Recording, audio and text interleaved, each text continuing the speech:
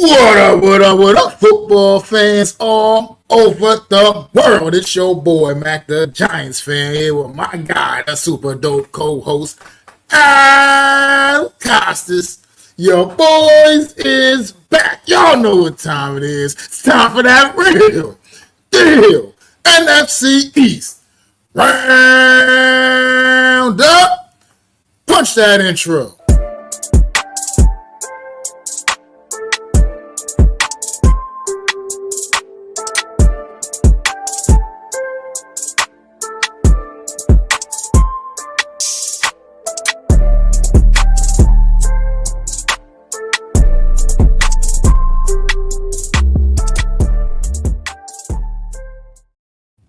Good afternoon. Welcome everybody to another edition of the Real Deal NFC East Roundup. We are back now each and every Wednesday from here on out until the last NFC East team is standing. So, Idle, man, won't you cue that up, man, and let them know what time of the year it is, man. You got it, my friend.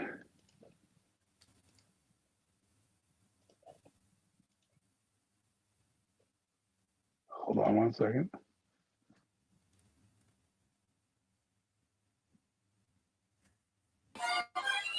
It's the most wonderful time of the year,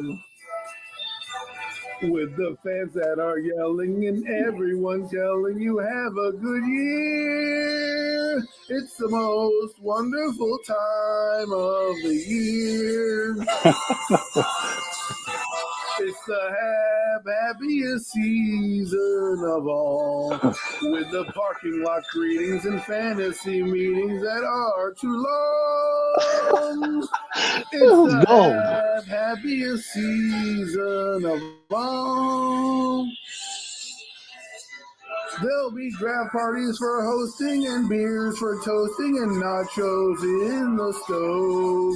There'll be very old stories and tales of the glories of NFL teams long, long ago. It's the most wonderful time of the year. There'll be mud showboating and hearts will be glowing when kickoff is near.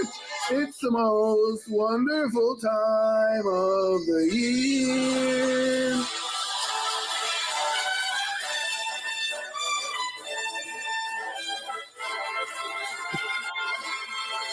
There'll be draft parties for hosting, beers for toasting, and nachos in the stove. There'll be very old stories and tales of the glories of NFL teams long, long ago.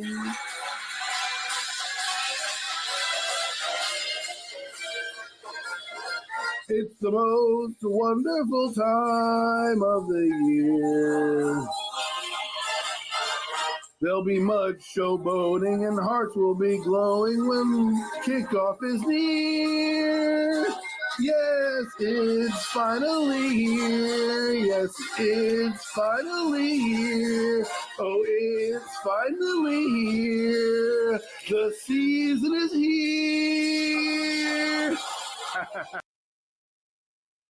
Great stuff, man. Appreciate that, Adam. Like you said, it is the most wonderful time of the year, y'all. Football season is upon us. Training camps are underway, and the NFC East is ready to rock and roll. Practice has been underway. Cowboys was at it yesterday, actually. You know what I mean? I guess everybody else got started today. Eagles, Giants, Commanders all got started today, man. Adam, we're gonna get started with the Philadelphia Eagles, I suppose, man. What you got? What you got of interest coming out of Eagles camp right now? I mean, it's only day one, but you've been hearing about the Eagles. First off, man, what work that was! My goodness, when you hear it back, it's just gold, comedic gold. I know I'm showboating right now, but damn, that shit was great. But no, Eagle camp. You know, what are we talking about Eagle camp? Well, let's see. What can you not talk about? They're the defending champions. They have a storyline in itself. Right now, the storyline I'm looking at is there are two storylines coming out of camp. One, seems like Eagle fans are mad about this Jalen Hurts news. Jalen Hurts hasn't done anything except land in the top 10 on some people's quarterback list. Some people kick them off, but we won't talk about those people. But they landed, let's say, on the top 10 list.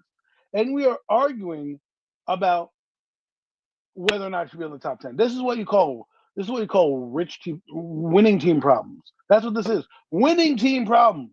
Okay?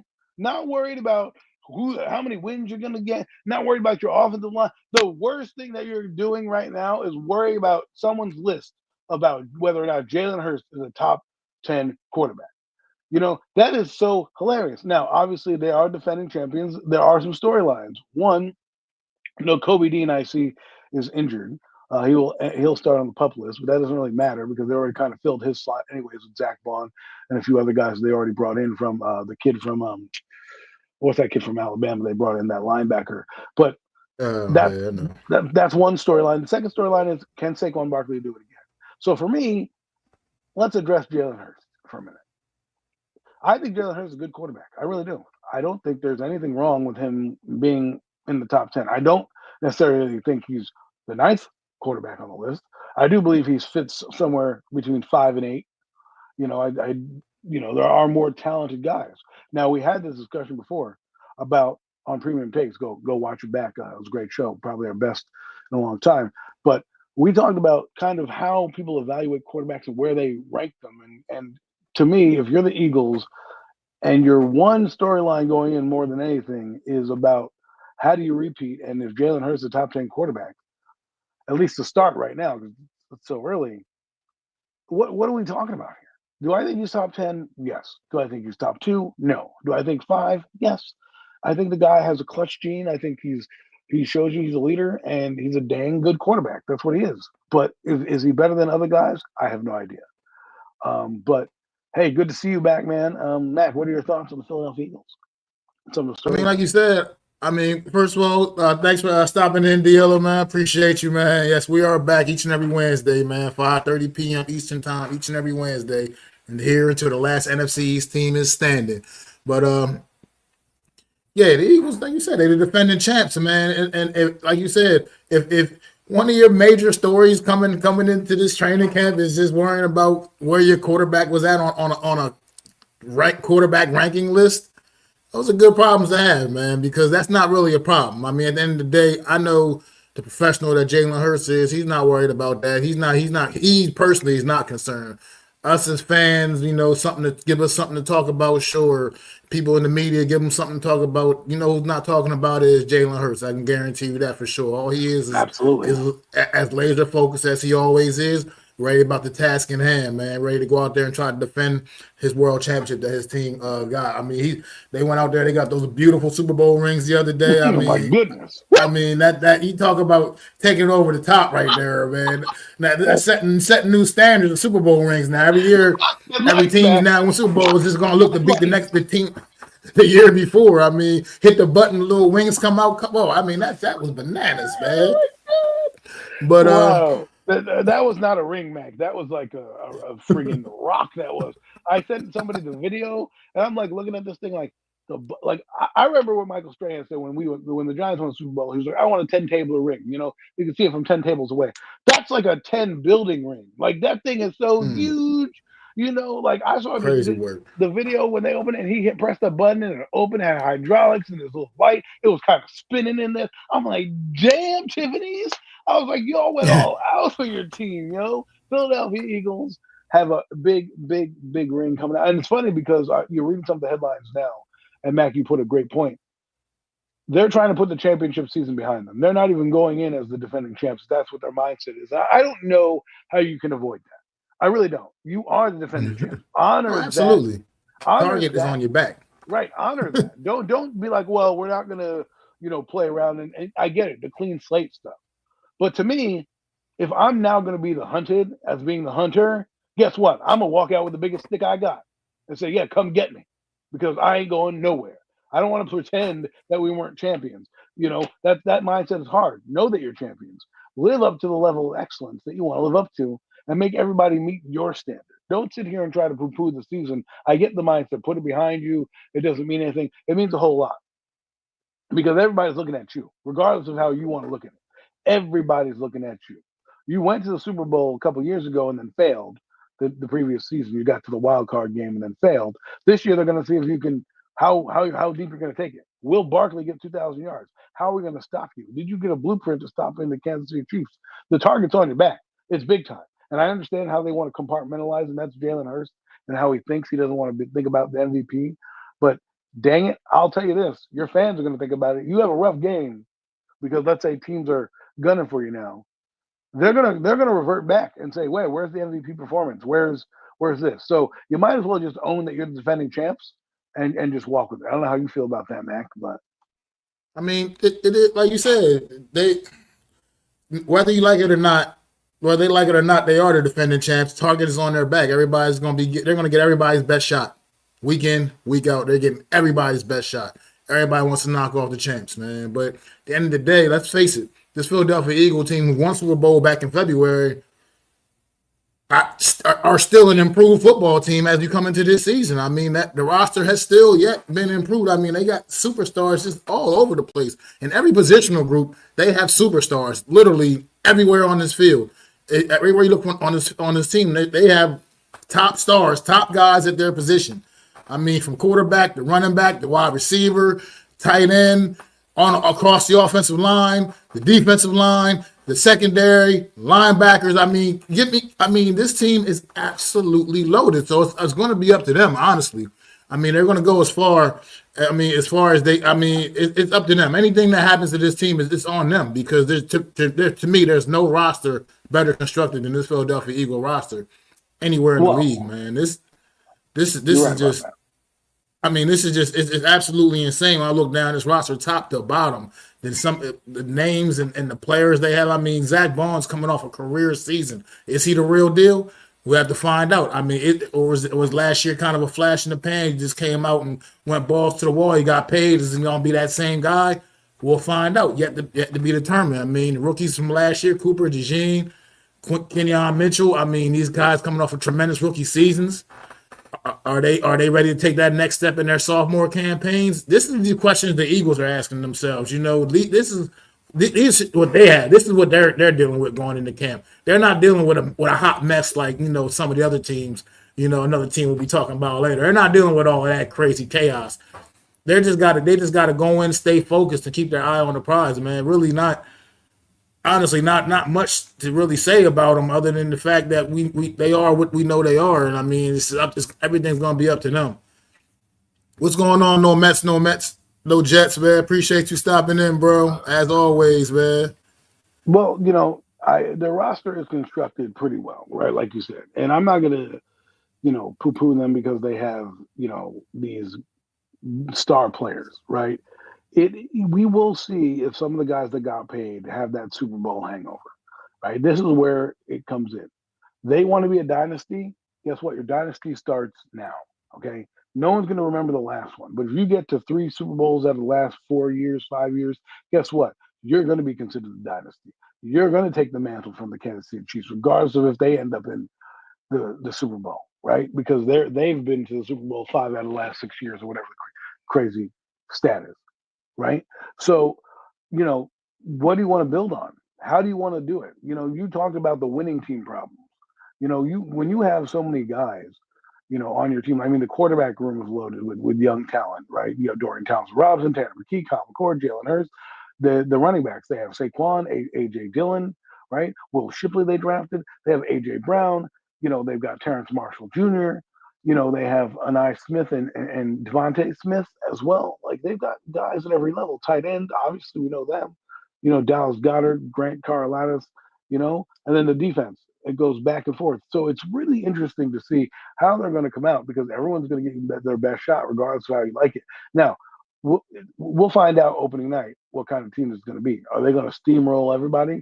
Because, again, that's how they're built. They can literally take the league over. They won, 13, 14 games last year. They've won 13 games or at least 11 games the last 4 years under Nick Sirianni. This team knows how to win. If there's one thing this team knows how to do, it's win. Now it's about putting your stamp on that legacy.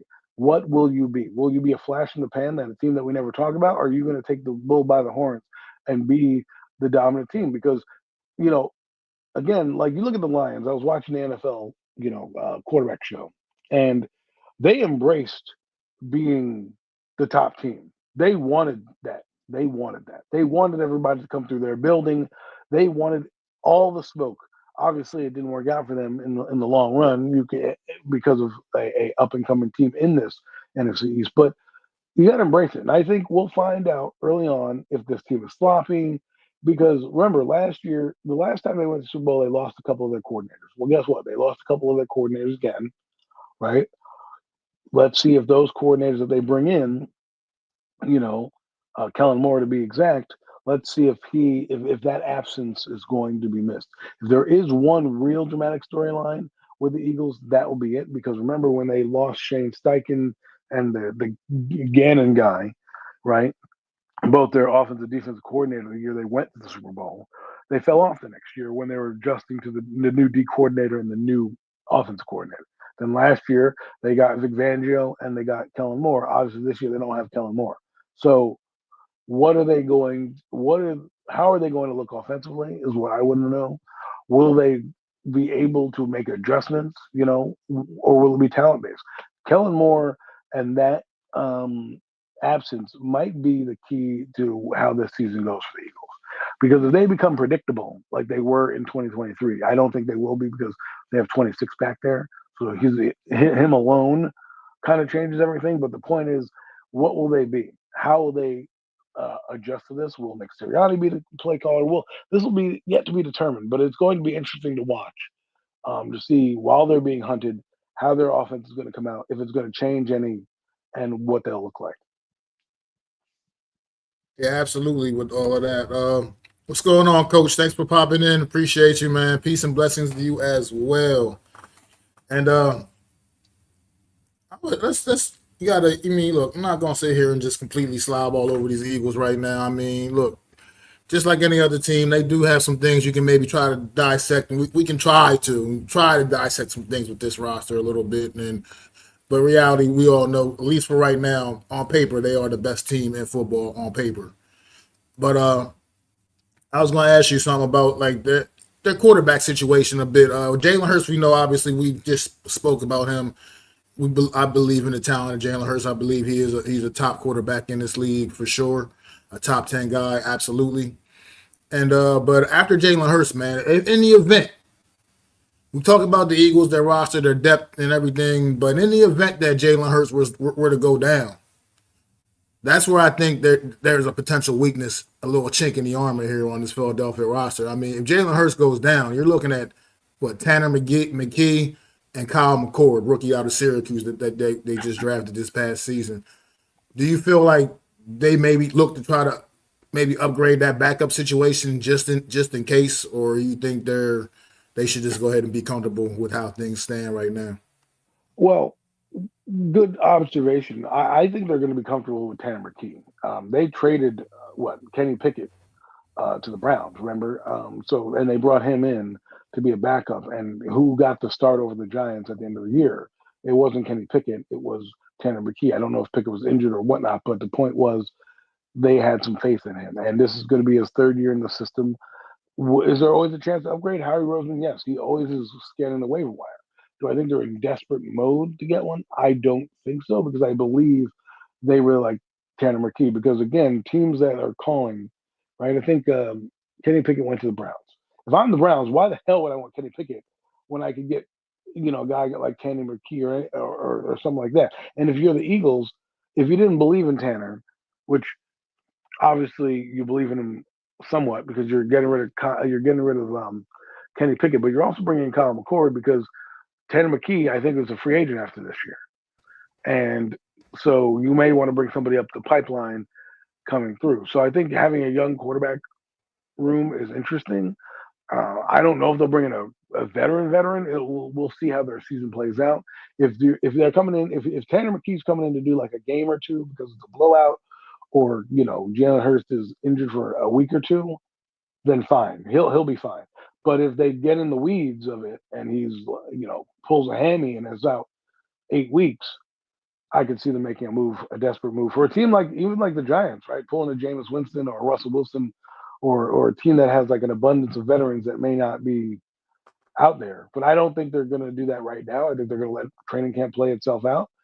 They traded for Dorian Thompson-Robinson as well. They also got him. He's got some experience. Again, he's not great, but another young guy that they'll bring up in that room, and we'll see what happens. It will be interesting because you're right. I don't think they need much in a backup quarterback if Hurts goes down like 2 weeks, like he did last year, right? I think they need more of a quarterback if he's lost. Then I'm not going to say, okay, let me start Tanner McKee for the next 10 games, But I do think they're going to stay with their quarterback room right now. And if something god awful happens, I'm not trying to wish this upon anybody. I want anybody to come back in the show. You said Jalen Hurts is going to be out for the year. Blah blah blah. No, if anything happens, God willing, I think right now they're going to stay pat with what they got. I mean, interesting. And plus, for what it's know, I'm no Tanner McKee expert. Maybe they do know something more. Obviously, you feel like you said, feel comfortable enough to come into this season with him being the backup quarterback, because I would assume he's definitely number 2, obviously, as opposed to the rookie Kyle McCord. But at the end of the day, I just when we do this show, I try to find something. You know what I mean? Like I said, we sit here and we talk about how great this team is, and that's absolute the truth. It's absolutely the truth, man. But and I forgot. Oh, actually, I forgot they had Dorian Thompson-Robinson too. I forgot he's on the roster as well. He's in there right now and competing for a roster spot as well. But it just, to me, it just seems like that's just the one thing where I look at it, kind of stands out to me as maybe that's a potential area in which they're vulnerable, is filling in that void right after right behind Jalen Hurts in the event that something were to happen. Like you say, obviously you don't wish to see anything happen to this young man, but in case it's football, it's a violent sport and things do happen. So it's just, as I was looking down their roster, I was just like, that's like the one kind of area where it's just like, maybe the depth ain't quite all that great, but then again, maybe it is. Let's see what happens. This is the time to find out. This will be the time to find out all the answers, everything they need to know. I mean, it's like, because like right now, you can go look in Tennessee for right now. I mean, Cam Ward, Will Levis is now out for the season, I think they said? Yeah. Is he going to be out for the year? Out for the year. And it's just like, I mean, sure, you got Cam Ward, and most likely he was going to be your guy regardless, but it would have been good. You were also relying on hoping, to have Will Levis as that fallback if you need to go back to him. But it's just the things that happen in football. But I mean, it's Eagle team, like I said, they're locked, they're loaded, and really it's up to them, honestly. I mean, no NFC East team has repeated since 2003 or 4, I believe. Since them, the Eagles in 2003 and 4 season. So they're looking to maybe do that, see if they can be repeat divisional champions, man. But other than that, man, this Eagle team, like I said, everything, like I said, it's totally up to them. Very talented football team. We haven't even talked about some of the pieces on defense, like Jalen Carter. Just another step, another year. If I'm taking yet another step into greatness, I mean, this young man is one of the absolute elite D tackles in football, and a guy that, to me, always has the potential to be a defensive player of the year kind of candidate going into the year. I mean, this guy is a disruptor in the run game, the pass game. I mean, just like so many. I mean, you can just talk all day. And I hate sitting here speaking so positively about this Philadelphia Eagle team, but right now it's all you can do is speak positively because they're really just that damn good, to be honest. I mean, if you got to be honest with yourself, this is a phenomenal football team, and the rest is up to them. What is going on, G-Man? Appreciate you stopping in, man. Thanks. Yeah, we are back each and every Wednesday, man. We're here every Wednesday now until the one NFC, till the last NFC East team is standing, man. So we are back on a regular basis, man, all through the preseason, getting ramped up, getting ready for the regular season, man. What is going on, Reality Check, AK? What's good, my guy? Appreciate you stopping in, man. No doubt indeed, man. Talking about them Philadelphia Eagles, for sure, man. Yes, y'all got a good team right there, AK, man, but it's up to them, man, to see what they want to do, man. Everybody's going to be coming after them, man. So let's see if they can hold up, man. But you got any more final thoughts on the Eagles before we wrap this up? Wrap the Eagles? No, I think we've touched on most of what we're going to touch on right now for them. Yeah, I agree for sure with that. Dealer. Grant Calcaterra played well for Philly also at tight end last season. So if they do ever move off of Goddard, they have a viable option to replace him. I absolutely agree with that. I noticed that young man making some plays last year. And you're right, guys. Goddard, I mean, he's been getting nicked up a lot the last couple of seasons. So it's not out of the realm that they could be, going down that road, man, and getting ready, preparing. But that's what I mean about this Eagle roster. I feel like they're so prepared for when guys move on. They just got the other guys all like when Fletcher Cox retired. They were already locked loaded. Jordan Davis, Jalen Carter. I mean, locked and loaded, man. This team, like I said, Howie Roseman, he puts on a master class of how he constructs this roster. I must admit, man, it's tough to own up to say that as a Giants fan, but it's just the reality situation, man. He does a great job with this roster building, man. And I believe they are still in pretty decent hands. If, like you said, if something happens to Dallas Goddard, Grant Calcaterra has proven to be able to step up and kind of fill that void. I will say this before we move on. It's good to have a roster that's deep like this. So if case shit happens, you're allowed to throw guys in a trade, right? So let's say, God forbid, the worst happens, right? I won't mention it or put any names to it, but they need a valuable player at a position. You have, oh well, I have this Dallas Goddard. You need a tight end, boom, give me your tackle or something like that. Like give me your whatever player X, Y, Z. So that's what a winning team does. People want to pluck players off your roster, and you also have replacements already ready to go, which allows you to have autonomy of your roster to acquire more players. Right? You can say, listen, I'm in a pinch. I need this guy. Or if you're having a good season and you don't need a guy, you could trade him down at the deadline and acquire more assets and move up and down the draft. This is what good teams do on the roster. It's no hard feelings. You put in a great work. Dallas Goddard gave us a good 7, 8 seasons. You won a couple Super Bowls or went to them. Boom, you're on to the next team. So like that gentleman said, it's good to have depth at the position. But I think we've talked enough about this winning team. I think we have to, Let's move it move on on to down the the next road. one. Bringing us to the second place Washington Commanders, the team the Eagles absolutely obliterated in the NFC Championship game a season ago. However, going into the season last year, nobody had the Washington Commanders in the NFC Championship game, and that is for damn sure. They absolutely played out of their mind. They got their quarterback, it appears. Jaden Daniels coming off a absolutely just tremendous rookie season, man. Now the pressure is on because now the Washington Commanders are not sneaking up on anybody. You are expected to be good now, Commanders. So, what you got for an encore, man? What you been hearing coming out of about Washington, Adam?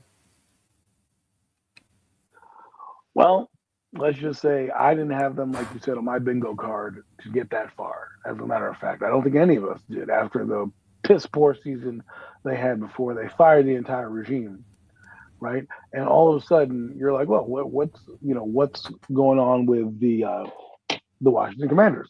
If they win 4 or 5 games, you should be happy. New regime, young quarterback. They really blew the doors off those expectations, and now it's interesting, right? Let's revert back to a team in 2022 who many of us thought was not that good and was fool's gold, and you shouldn't develop around a certain player. Now you fast forward to the Washington Commanders, who are in the same boat as that New York Giant team. And they have a young quarterback. Are they going to build around? The difference between the two is Jaden Daniels is far better talent right now than Daniel Jones. Do I know if he's the guy? No. Did he have a great rookie season? Yes. Right? We've seen a lot of guys have dips after their rookie years who don't do well. I mean, people trying to poo-poo CJ Stroud. I thought CJ Stroud had a solid year and did solid in the playoffs when it mattered the most for him, right? So, I don't think, this is a terrible thing in any realm, but let's see what happens now. Do I think Jaden Daniels is going to have a huge drop off? Well, he didn't have crazy numbers last year. He only had 3,500 yards. Do I think he can still get 3,500 yards passing? Do I think he can get those plays? Yes, I do. With Debo Samuel underneath Luke McCaffrey, they have a solid run game. I think that he'll have a decent year. I don't think they're going to need They're not going to necessarily have to need him, but he's going to have some magic moments. They did win. They had like one score games they won by. That's not always going to happen in the NFL, right? You're not always going to win a game off of a deflected pass, one into the end zone for the touchdown, right? Or whatever crazy Hail Mary play that they had with against the Cowboys, right?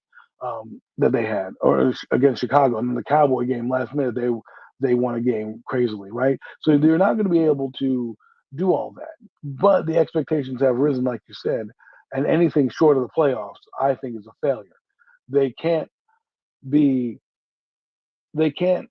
The problem with the Commanders right now is because of how you built the team and because of what you're doing, you have to trust that Jaden Daniels is your franchise. That's why they're building, right? That's why they're doing what they're doing. Their offensive line is revamped.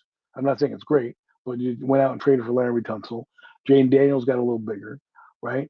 And they've added players across that skill position player side.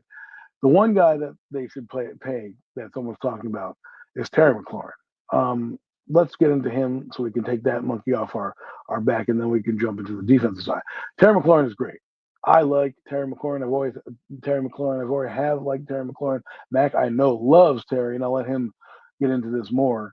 But I think everything's going to be resolved. This is just semantics right now. I think this Commander team knows that they need to build. They have a window with the quarterback being under contract, so they can do the extension now. And why wouldn't he want to get paid? You finally have a winning product. You're damn right. I slogged through all these years with you through a crappy organization, through all this drama and scandal that went down with this organization. I never asked to leave. Damn right, he deserves to get paid. So, Mac, I'll let you have the floor with Terry McLaurin, as I know he's one of your guys.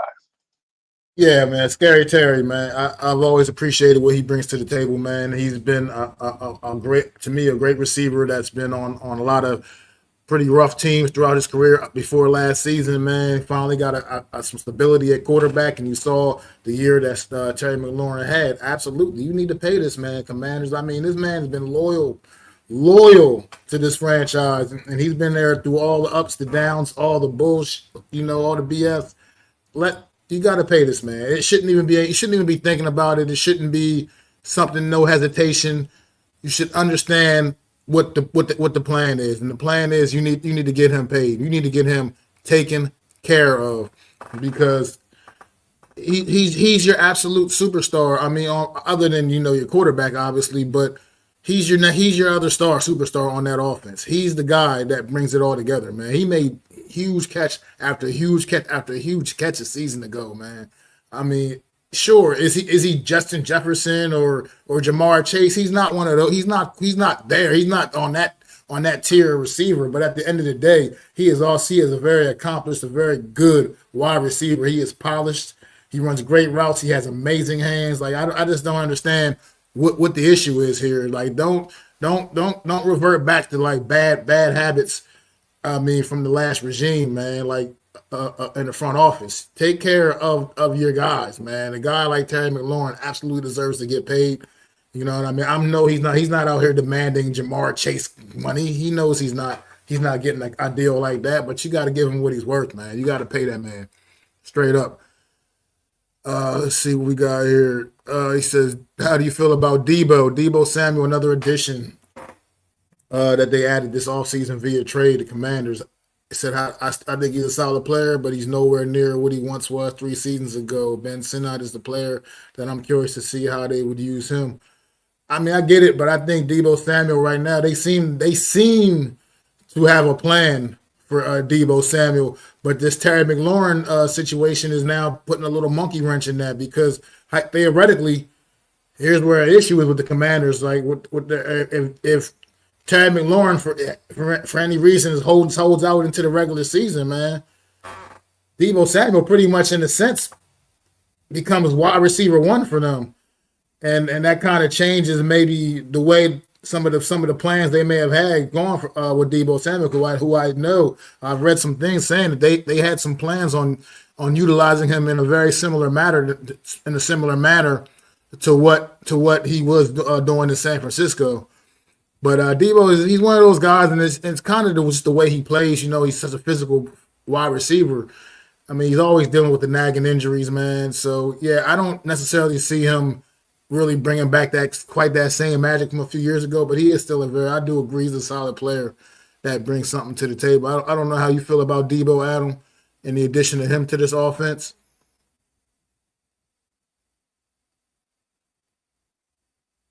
Okay, but No, I think Debo Samuel. Sorry, my mouse got stuck. I think Debo Samuel they brought in. He's going to be an extra playmaker. This may be why the negotiations are taking a little longer, right? Because they just invested some money in Debo and all that stuff. I believe they should just pay him, right, and not worry about this. But I think Debo Samuel is an interesting player for them because he does a lot more. Kyle, you forget that Cliff Kingsbury, their offensive coordinator, had a guy like this, similar. Hollywood Brown over in Arizona was a gadget kind of player that he used to use over there. So he's going to know how to use Debo Samuel, and that guy's going to he's going to be in the backfield. He's going to get whatever matchup he needs, and he's going to be an X factor that we haven't seen in a while. And we'll see if he won't have the same gusto as you know as in 49er land. But I think he'll be utilized more as a receiver, and he'll be able to be motion, especially with Luke McCaffrey, if anything, right? And I think that guy talking about Ben Sinnott, I like Ben Sinnott as well. I think he's a solid guy coming out of Kansas. They also have Zach Ertz, who's still good. So I would still say their offense is kind of dynamic.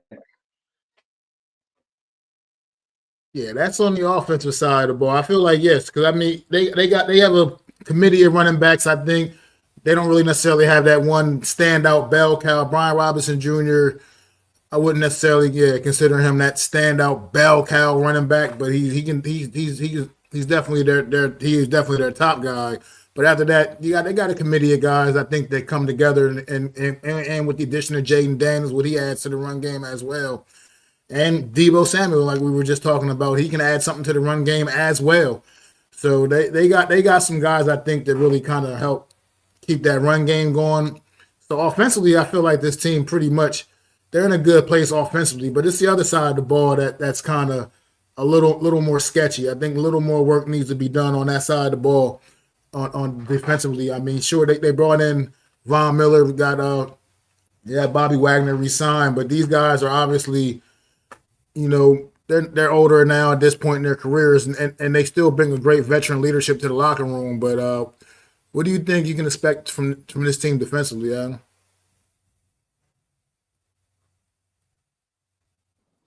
I think it's make a better team defensively. But again, it's interesting. You talk about Von Miller. I looked up the stats yesterday. I don't want to do stat surfing, but he had 6 sacks last year. He didn't play that much for the Bills, but he had 6 sacks, right? And so for me, I don't know what he's going to do or what is going to happen with their defense, but veteran presence showed last year that it was good enough. And I think having Bobby Wagner back, still having Frankie Louvu, who we need to talk about more because he had a fucking phenomenal year on defense. He is basically their star. If you can add a couple guys in there. I think didn't they get a guy from the Cowboys? Did they have DeMarcus Lawrence? Was I wrong about that? I thought they picked him up. No, they don't have DeMarcus Lawrence. But Von Yes. Miller, they got, like they said, Frank Louvu. What's interesting is they brought in Marshawn Lattimore early on. So I want to see how their, defense comes together in the back end. Because they're not, I don't think they're going to be this defense that we talk about. Like, oh, see the Commanders 2025 defense. I think they're going to be good enough, right? I think they're going to be a bend but don't break defense. They have Deron Payne still, so he's still kind of a good player. They did beef up the defensive line as well. Let me just, bring them up, right? They have Frank Louvu. They have Von Miller. I don't know what his role is going to be, but Dan Quinn's going to have some kind of package for that kid. He's not going to ask him to do a lot. So, they have a lot of solid players: Sheldon Day, Kellen Farrell, Jalen Holmes. Like, they have a lot of decent players on this line. They just got Javon Kinlaw. They signed from the 49ers. We know him. So they signed him to a big deal to help bluster that defensive line right next to Deron Payne. He had 4.5 sacks last year. So they're going to be a collective group where I think they're going to get a lot of pressure. Like on the quarterback, they may not get a lot of sacks, if that makes any sense. Right? They'll be disruptive. They'll cause a couple turnovers. I like Trey Amos. He was drafted this year. They got uh, Will Harris. They have Quan Martin, who I kind of like. They have a lot of guys who are here. They have Mike Santaristil, their cornerback, number 0. So they have some decent players. We'll see how they mesh. And of course, they got Marshawn Lattimore last year, which is good because now he's in the system for another year. And they got Dorrance Armstrong, is the guy I was thinking about. He was the guy that used to play for the Cowboys, and now he was on the team. So he's still out there. He's going to have a decent. They're going to have a decent team.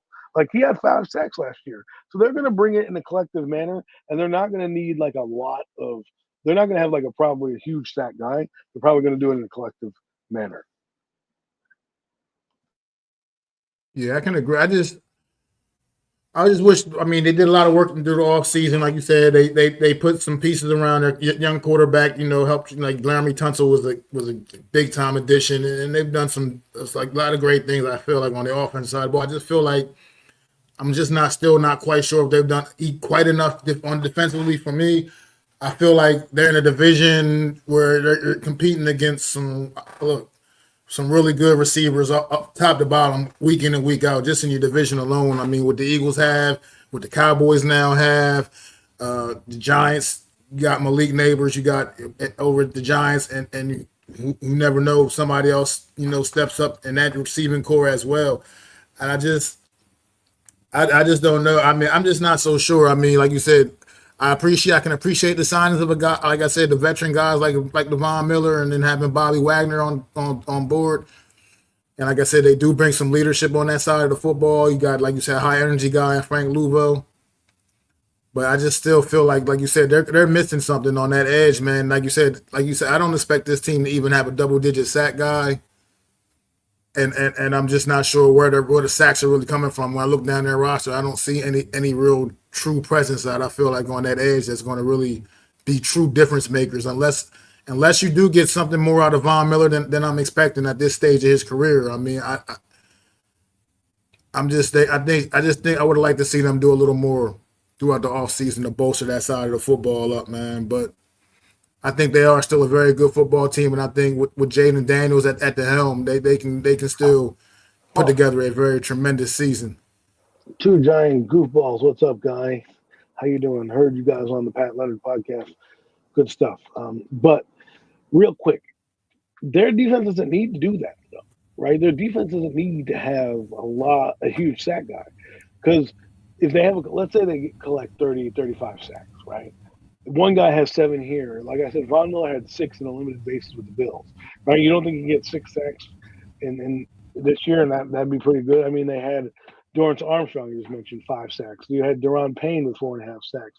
You had Javon Kinlaw, who had 5 sacks. So you add that up, before you know it, you're at like 15, 20, 25, and everybody as a collective has done it, right? And Bobby Wagner, look, I agree with you. I think he's old, long in the tooth, but we can't knock the fact that his presence helped that defense and the ups and downs. I don't think they're a great defense, but they played soundly the more the season went on. And they did, let's be honest, they held some teams, some decent offenses down the stretch in big moments. So let's see how I think they're building from the back of I think they're building from the cornerback and safeties. Remember, Legion of Boom, Dan Quinn was that guy, that architect for that team. Well, guess what? Their DBs are pretty solid across the board with Marshawn Lattimore, Trey Amos. I just mentioned Agent Zero, Sinelli as their cornerback, and they have a couple of safeties who are decent. So they're starting to flesh that out. And then they have a middle linebacker in Wagner who can control everything on the front 7. So I think if they can just play sound on both fronts, they don't need to be exponentially good, just top 15, and they'll be able to probably replicate their season of last year. Well, I mean, good luck to them, and they coming off a tremendous year. Like I said, this year they're sneaking up on nobody, so they're gonna have to strap up and be ready, because now, like I said, they're expected to be coming in, expected to be a good football team. And I think they still will be able to find some success, because I think I do love what they've got going on the offense. They need to get Terry McLaurin signed, however, and take care of that business. But other than that, I feel like offensively this team can play with anybody. I'm still a little skeptical about the defense. We'll see how that works out for them. Those that the secondary you were just mentioning, they will be tested. They will be tested if nothing else within this division alone, let alone the rest of their schedule. But we can unless you have any more final thoughts on the Commanders, we can get ready to move on from the Commanders as well and push the show forward. Nope, I'm good. And let's move on to them boys and them Dallas Cowboys real quick, man. Let's talk. They got underway yesterday. Actually, the Dallas Cowboys underway practicing yesterday, and I was at work last night, just you know finding myself watching Dallas Cowboy practice highlights. And one thing I noticed what they were putting the emphasis on in practice yesterday a lot was they're trying to figure out that running back situation, man. I mean, right now, you got Miles Sanders, you got the dude from Denver. What's the guy from Denver's name? What the hell's his name? Javonte Williams. Those looking like obviously 1 and 2 right now, respectively. Those are the two guys running with the first team for obvious reasons. And what do you think about this Dallas Cowboy team as they get ready, coming off a disappointing year, as they get ready for the 2025 campaign, Adam? Well, it's interesting. I was watching NFL Network. I guess great minds think alike. I was watching NFL Network, and I was watching some of those highlights as well, and watching Marty Schottenheimer, just told him this by his father, watching Brian Schottenheimer kind of speak, right? And to me, what I thought was interesting is, I feel like this Cowboy team needs a coach like him, a guy who's under the radar, right? A guy who is an offensive mind. Like when they have a lot of expectations for themselves, and they have a decent offense. Like let's talk about it, right? I just looked at their team this week with some friends, and I called up and I said their interior line is massive. Okay, their interior line is absolutely massive. They're ranging from 325 to 335.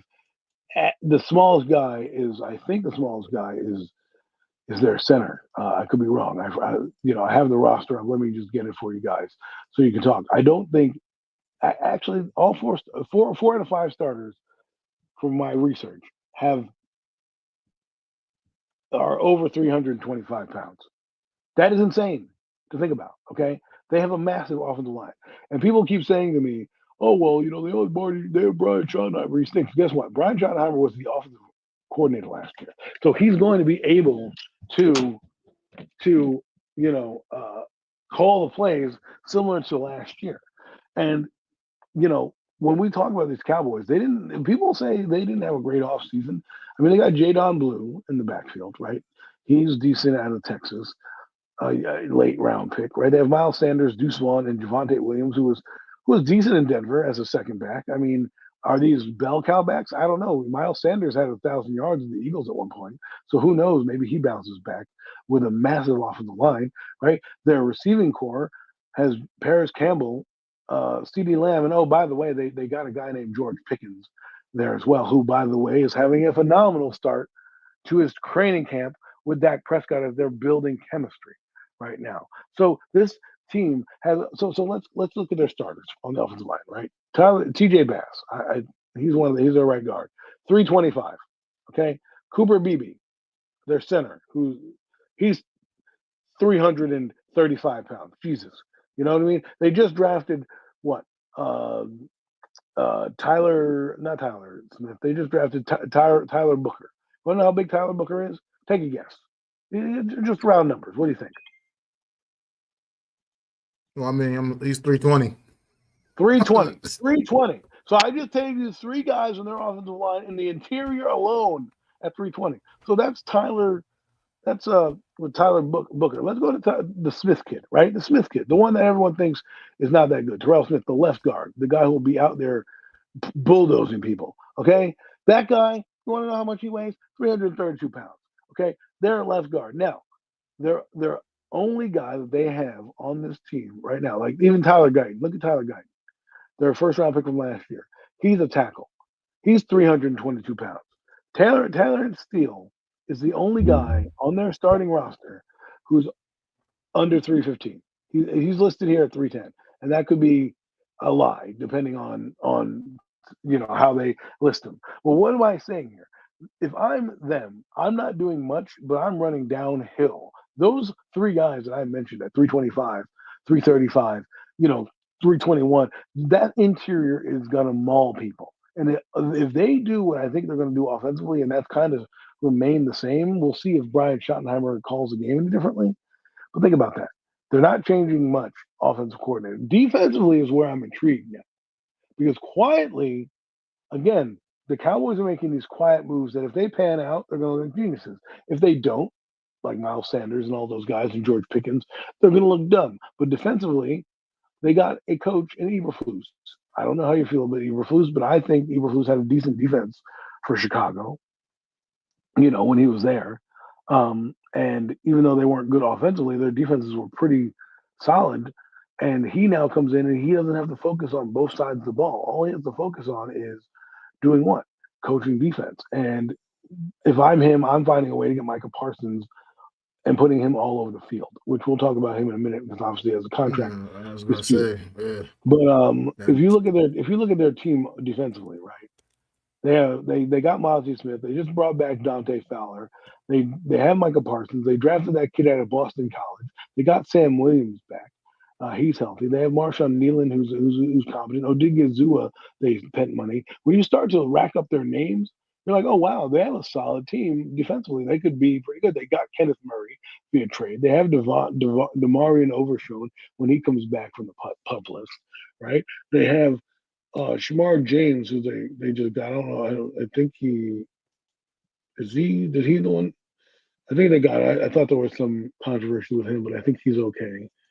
And then, like I said, in the back end, they have Deron Bland, Josh Butler, Andrew Booth Jr. They got here, right? They have Trayvon Diggs coming back. Yeah, he's on the pup list, but we believe he's going to be here at some point. Malik Hooker, right? They got Siobhan Ravel, who people liked in the draft in the third round. A lot of people loved him coming out of Eastern Carolina, right? And they brought in Kamir Elam from the Buffalo Bills, or a former first round pick who didn't quite make it with the Bills, but it was a first round talent for a reason. Maybe he fits better in Eberflus's defense. I don't know. But those kind of moves are the kind of moves that if they work out, you're like, holy crap. But if they don't, the Cowboys will probably be middle of the road and we're not talking about them anyways. But that's my take on them and some of the storylines. But I think they're an intriguing team. And as much as the media is going to ballyhoo them, we really have to kind of look at them not as like, okay, maybe they are a 7-10 team like they were last year, but they are talented and they can beat you. And if you get caught sleeping, they're going to beat you. So that's my take right now. I think you want to talk on a certain defender. Absolutely. I mean, it's the biggest storyline. Obviously, it's the Cowboys going into training camp. It's their biggest storyline is the superstar defensive player, Michael Parsons, their defensive MVP. I mean, the best player on their defense, maybe arguably the best damn player on their team. And they need to figure something out here. I mean, I think Jerry Jones kind of goes through this every year with whatever star. We saw it with CeeDee Lamb a year ago. You can't just keep messing around with these guys. I mean, you gotta look. What is the holdup? You understand what this man brings to the table. You understand what he's done since day one stepping into your building. There's nothing really to think about. I mean, nothing to think about. These players are getting more and more expensive every year. It is what it is. TJ Watt just broke the bank. And now Micah Parsons is getting ready to do the same thing. But Jerry Jones needs to pull his thumb out his ass and take care of it, man. I mean, it's just, to me, it's ridiculous to play around with players of this value. Now, one thing I will say about Micah Parsons that I absolutely do respect wholeheartedly, he's not making it completely all about himself. He is still very much a team guy. He is there at camp, still supporting his team. He's not participating in any drills, while he's dealing with this contract, though, he's out there on the field supporting his guys out there, and I can appreciate that. I mean, that just shows the character of a Michael Parsons, man. But I don't know what your thoughts on this contract is situation, or how you think they need to go about handling it, Well, or how do you think they've been handling it well? it's interesting that you brought up that he's not missing, and then Terry McLaurin is missing, right? But we're not mad at Terry for missing, and then we were commending Parsons for not missing, because had he missed, it would probably be an even bigger story than it is. How do I think they're handling it? I mean, they're handling it like they always do. Okay, these are the Cowboys. What did I say to you last year about CD Lamb when we went into these problems? Right? Eventually, it'll resolve itself. Tommy, my man, how are you? Good to see you. Um, it'll resolve itself. These things will resolve itself. Do I agree with what they're doing? No, but do I mean, we go through this song and dance. I feel like once every couple of years with the Cowboys. Ooh, are they going to pay Dak Prescott? He's going into his contract year. I don't know. Blah blah blah. Mega deal breaks across the ticker, right? You know, CD Lamb. What are we going to do? Blah, blah, blah, blah, breaks across the ticker. They paid this man, right? So Jerry Jones, while he is a bit of who he is, I do realize he is smart, and the brain trust over there does keep players on their position. I don't think they're going to let Michael Parsons walk out the building. That would be the most devastating move ever to do it. I think they're going to get it done. When, I don't know. He's still technically under contract, but it probably will get done sooner rather than later because they don't want to probably let it linger. He's not in drill, but he's with the team, so he's going about it the right way. So Jerry can respect that. I know they're jabbing at each other, and Micah's not really happy about how Jerry's going about it, and Jerry's commending him, and they're going. This is all smoke and mirrors. At the end of the day, they'll get it done, and if they don't, it'll be a laughing stock. And Jerry Jones. There's one thing about the Cowboys: they can be bad, but they're not going to be the laughing stock. That's not what he wants. He understands losing seasons, and he can tolerate that. But being a circus in the opposite way with this, no. But every big player that has come up, which people need to look at the history. Every player that has come up for contract, he has signed, from Dak Prescott to CeeDee Lamb to some of these big guys. Now, some of them they let walk, Zeke Elliott and a few others, but they got some big time players, and they're going to let they better not sign George Pickens prior to this. But I think what's going to happen is you're going to see Parsons go, and then at some point when Pickens is having a beast of a year, they'll negotiate that, right? And they'll figure it out. But these are negotiations. This is what happens. Like I said to you guys last year, at the same time with CeeDee Lamb, I think it'll get done, and I pretty much know it's going to get done. But this is what the Cowboys do. The Cowboys again had nothing really to talk about all off season. They made some under the radar signings. Nothing big, no splashes, right? No, not even with their coach. They kind of went with a ho hum coach. Here they are dragging out the Cowboys' attention. How has all the media attention on them? Micah Parsons, are they going to pay him every question?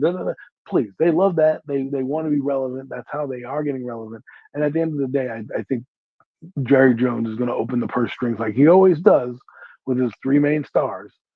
And you're going to see Micah Parsons break the bank, break the TJ Watt bank over, and the Cowboys are going to pay him a boatload of money, right? They don't have the same. It's not that I don't. It's interesting that we in the NFC East, the two teams that are kind of vying to get to number one, right? The Cowboys and the Commanders, both have kind of weird holdout situations going on, and both players that are holding out are cornerstones of the team, and it's almost like a no-brainer. So why are they dragging it out? Well, it's business. This is how you do it. These teams like to nickel and dime and do all these dumb things and make them jump through hoops. But like I said, at the end of the day, if number 11 for the Cowboys, isn't here on a long-term mega deal, I'd be shocked.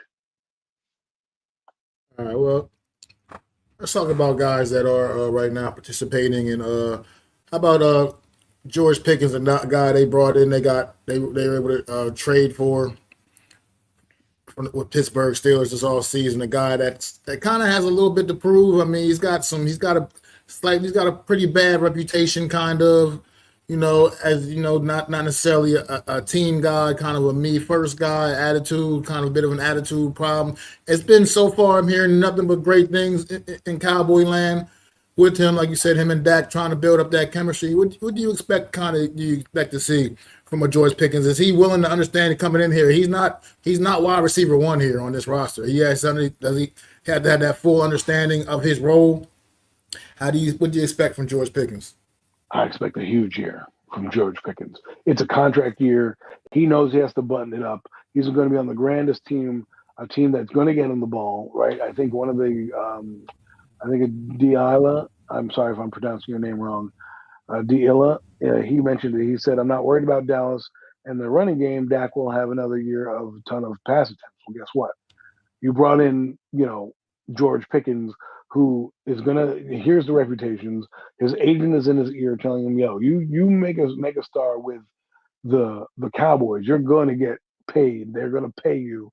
And have two guys on the outside that basically Dak Prescott has never had before, right?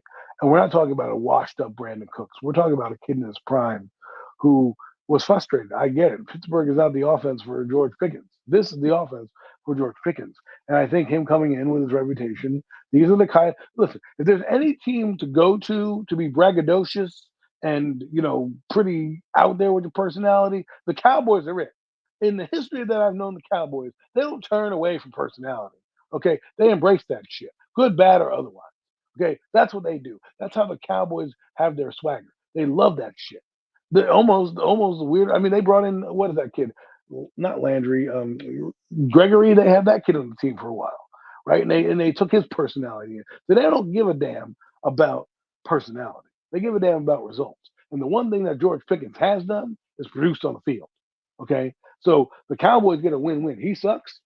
He doesn't get paid. He's good. Guess what? They got two of the best in the game at their position. And if you are starting to notice a trend in the NFC East, there's starting to be double wide receivers on each side of the football. If you look at the Eagles, they've got Smith and Brown.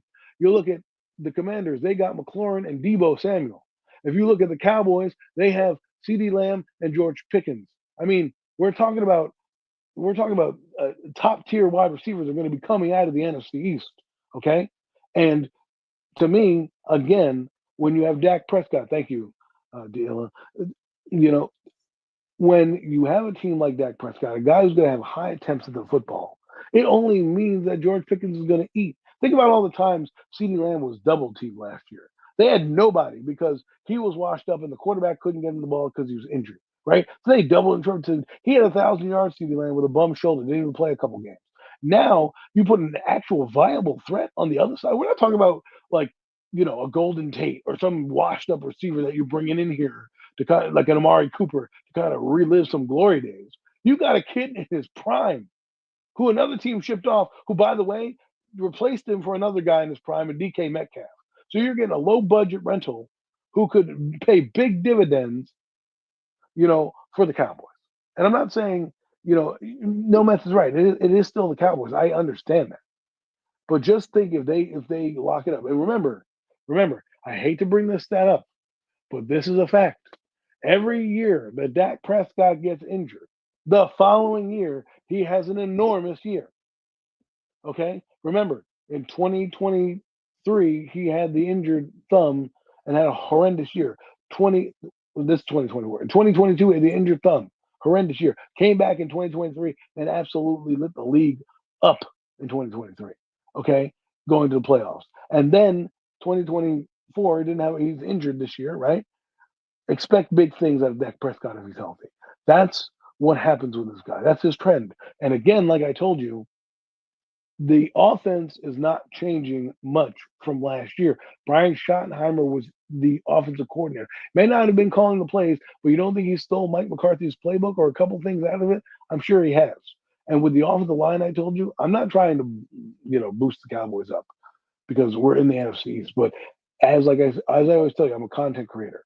And from the outside looking in, I like the George Pickens move. I think quietly it was one of the best trades that we might see. It's one of those things where if he blows up, Pittsburgh's probably not going to care because they're going to have a 1,000-yard receiver in Metcalf. But you're going to be like, damn, why didn't we get him? Right? Imagine George Pickens here with the Giants. How much better would they be with those two guys? I'm just saying. And now you're going to put him out with CeeDee Lamb, who had 1,700 yards with Dak Prescott in 2023, and now you're going to get him singled up sometimes because people are going to have to roll coverage over to cover Pickens. Oh no, by the way, Ferguson was a decent tight end. Like they have a solid offensive group, and I mean, as much as we want to laugh at the Cowboys every year, we have to kind of, kind of turn to them and be like, I'm going to keep an eye on you because you could be annoying down the stretch, with their offense. No, I mean I absolutely agree with the Cowboys. They have a pretty talented roster, but I also do agree with my guy in the chat. No Mets, no Nets, no Jets. Like he said, it's the Cowboys. They always kind of find a way to cowboy it up. I don't know. It's just a But they've thing beaten they. the Giants with backup quarterbacks and Dak Prescott. So as Well, much as I know where no Mets is coming from, I get it from the Giant perspective. They're the Cowboys, but they're the Cowboys that have always beaten us the last decade. So I'm just well, pointing it out. yeah, absolutely. I mean, that's it. That's a shame on the Giants. I mean, they never seem to be able to take advantage of the Cowboys when they're playing some of their worst football. The Giants do always seem to be that get back game for the Cowboys every year. It does appear that way, but we'll see. We following the Cowboys. We'll be talking a lot more about them, upcoming weeks, obviously. But let's get on to it, man. We gotta go. We gotta go where we all waiting to go. Let's go to Here New we go, York now, man. Giant training camp, brother. Let's get there, man. Let's get there. I mean, it's day one practice, no pads, We're not tripping that plan. So of course the offense had a great day. I mean, look, I'm not going to get all crazy about it yet because there's no pass, still no hitting, no real contact. So until the offense is making plays, when the defense is really able to get after it, I'm still kind of calm down. They did have a really good day today offensively, though. Malik Neighbors had a great day of practice. Wan'Dale Robinson gets a touchdown catch on the very first play of practice. I mean, Cam Scatterboo had a good day. Tyrone Tracy, like I said, the offense had a good day, man. Defense was still making some plays when they were able to. But what you hearing about Giants training camp after day one, Adam? Well, first off, no Mets hit it on the head. Banks is in trouble, Deontay Banks, because if you're starting the training camp out as the number 2 corner behind Cordell Flott, who, by the way, was a 3rd-round pick and had to bulk up and is now taking your spot on the starting defense, that to me is a bad sign. And from what I've heard, the Giants have a lot of they have a lot of drama that is starting to kind of unearth a little bit. We'll get into it from what I've been hearing and listening to. It's kind of weird. You're like, oh wow, I didn't know about this. But apparently Deontay Banks was, in the doghouse last year for his attitude, and now here he is starting, as a number 2 corner. So and getting burned left and right. I mean, let's be honest. Malik Neighbors is great, but when you don't want to hear about Malik Neighbors having 4 touchdowns or 3 touchdowns, whatever the hell the case may be. Obviously, we weren't all there at practice. We don't know if it would be a would-be sack. But it's good to hear some solid things on both sides of the football. To me, that's my one telling thing that I start out. The other thing that's interesting is I know Jackson Dart that they're saying has a rough day. We'll get into him in a minute, but the interesting thing that they mentioned about Russell Wilson was that if it wasn't a slant route, and I know they were practicing, in the red zone, if it wasn't a slant route, it was a check down. And the one thing that hurt Russell Wilson last year was as much as he looked for the deep ball, he was a check down Charlie, and he held the ball a little long. And, with a lot of the defenses we're going to be playing out the gate, we're going to have to monitor that to see if this is going to be a hindrance for the Giants, right? Because we can't always, with Malik Neighbors and Darius Slayton and Russell Wilson, I expect a few more downfield throws, and obviously we'll find out what happens tomorrow as they get, more ramped up and they do more 7-on-7s. But that's the only thing I would be concerned about with the offense. And then the offensive line I'm a little concerned about as well. They moved Evan Neal from the left side to the right side. I don't know if that's a good thing for Evan Neal. But if you can't beat out Greg Van Routen, then you've got real problems. That guy is 34 years old on his last legs as a lineman. And you need to be able to you need, as a first round pick, as a 20-something-year-old, need to beat this guy. I am a little concerned about Andrew Thomas, but we'll see what happens. The Giants don't have much depth. James Hudson's absolutely getting abused by Kayvon Thibodeau out there, which, again, another guy in his contract year. So I'm a little concerned about the offensive line. if they get banged up. Do I need to see James Hudson in there? Will that be able to do that? Defensively, I love what Dexter Lawrence said, and this is what I kind of say. Let it play out on the field. Before we anoint them this vaunted top 10 defense that we keep talking about all day, every day. Oh, defense, defense. Guess what happens when you start to point out the defense? Even though they're good, guess what happens? People are going to start to want to expose them.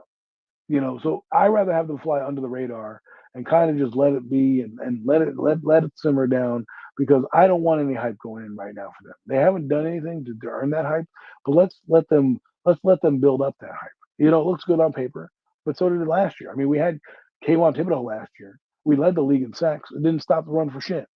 And they cost us games down the stretch. A lot of these guys look good in practice, but they can't, do it in the game. Brian Burns, great pass rusher, but he's had one season of double-digit sacks. So let's let it play out. I'm intrigued by a lot of the rookies. Darius Alexander, some of these other players they brought in. Michael McFadden is intriguing to me. Somebody asked him, should we extend him? And I say yes. I like Michael McFadden. I think he's a lunch pail type of player, a guy that goes unnoticed, but when you look at the stat sheet, he has 150 tackles at the end of the year. Like, wow, what happened there, right? Kind of one of the unsung heroes. I don't know if Bobby Okereke is long for this team, only because they were trying to trade him during the offseason, and I think they got a couple other guys behind him who I think they like. Deontay Johnson is one. I think they brought in a veteran linebacker. So if there's anybody that I think if the season goes backwards, that they might trade for talent. Look at Bobby Okereke, right? But other than that, I'm excited. See the young guys, Joel Carter, Darius Alexander. But again, I don't want to put expectations on these guys and they underdeliver. Like we talk. Let's talk about Kayvon Thibodeau for a minute. I'll let you have your thoughts, Mac. I don't mean to do that. Kayvon Thibodeau came in as a 5th overall pick, and we expected him to be this, this dominant presence out the gate. And he hasn't lived up to it. Did they have a double-digit sack season? Yes, he did. But has he lived up to that 5th overall pick? No. Now, will he? I don't know. We'll find out. But every year I go in and this guy gets nicked up. He gets banged up here, does this. He shows up against bad tackles, against good games. He struggles against some of the better talent. So my point is, I don't want to overhype Abdul Carter right now. I just want him to be Abdul Carter, do what he got to do, learn the system, and get into it.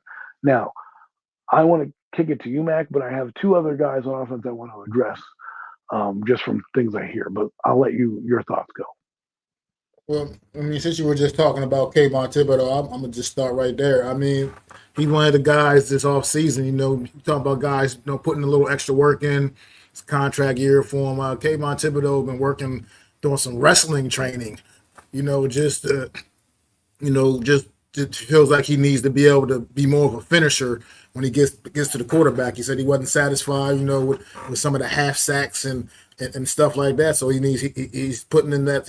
I can just appreciate and see some of these guys are doing, trying to develop themselves and become better players and become better at their craft. So just want to make that note that Kayvon Thibodeau is somebody that's been putting a little extra work in this off season, trying to prepare himself for what needs to be a big year for this young man. Because you're right, you're absolutely right what you said. He has not lived up to his draft spot.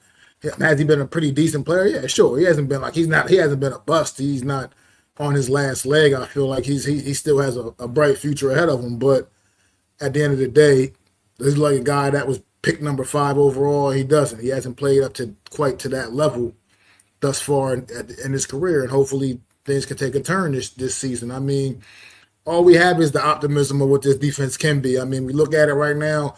All we have is what's on paper. We can't. They haven't been able to put it on the field yet, as far as against another opponent or anything of that such. But I mean, on paper, it does look damn good. I mean, it is what it is. You also can't gloss over it and ignore the fact that it does look pretty damn good on paper. The Bobby Okereke is a guy coming off of what will be a very down year for him a season ago. I think this guy can rebound. I mean, he was listening to him speak. Like he said, learning the new defense a season ago.